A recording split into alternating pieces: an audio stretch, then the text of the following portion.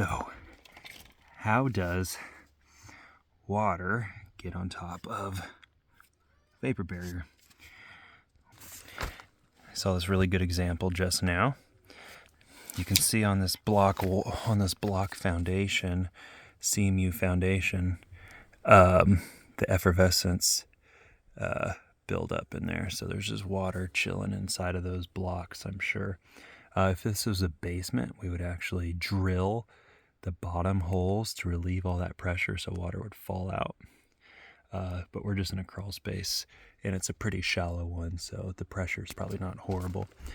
But so you have a cold joint leak right there. You can see the water just coming over the cold joint. I'm sure it just flows over pretty often.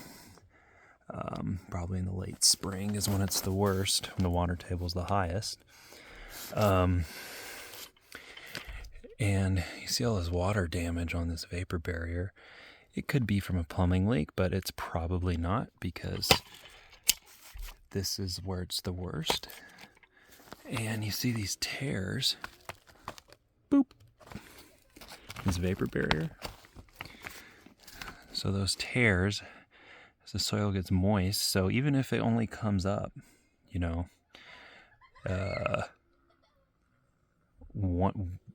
3 days a year, it still comes up enough and it sits on top of it. Would that justify full drainage if it was something pretty rare? Probably not. We would just replace the vapor barrier. This home probably needs it. The soil's pretty soft. It's in a July. It's an old home, old foundation, so they're probably going to want to take care of it.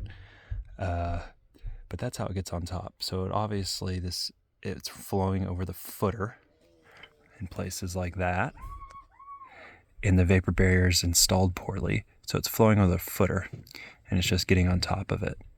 And then you have these tears, so it's coming up through those tears. And then you also have, in this house, in some places,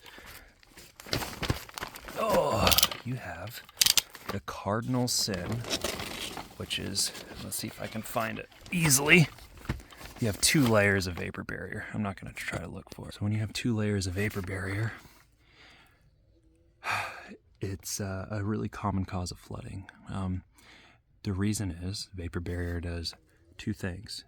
It prevents water from getting up, but when water gets up, it also allows it to get back down. So if you have 2 vapor barriers, then the seams aren't going to allow it to get back down, so it just sits on top of it forever. So if a vapor barrier is perfect, but there's 2 layers of it, we see them with 4, 5, 6 layers.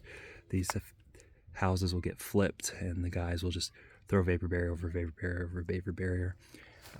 Really common cause for flooding. So even if it's perfect, I always recommend that we do a clean out and do a new one and forget about it. They last about 30 years. So it's, buy once, cry once. It's common in apartment complexes. We've done big apartment complexes where there's just 4 or 5 layers of vapor barrier. And we got to get ahead of it. And that way, when the moisture gets up, it can get back down. But that's how this water gets on top of it. Rips coming over the footer, and multiple layers of vapor barrier. This has all 3.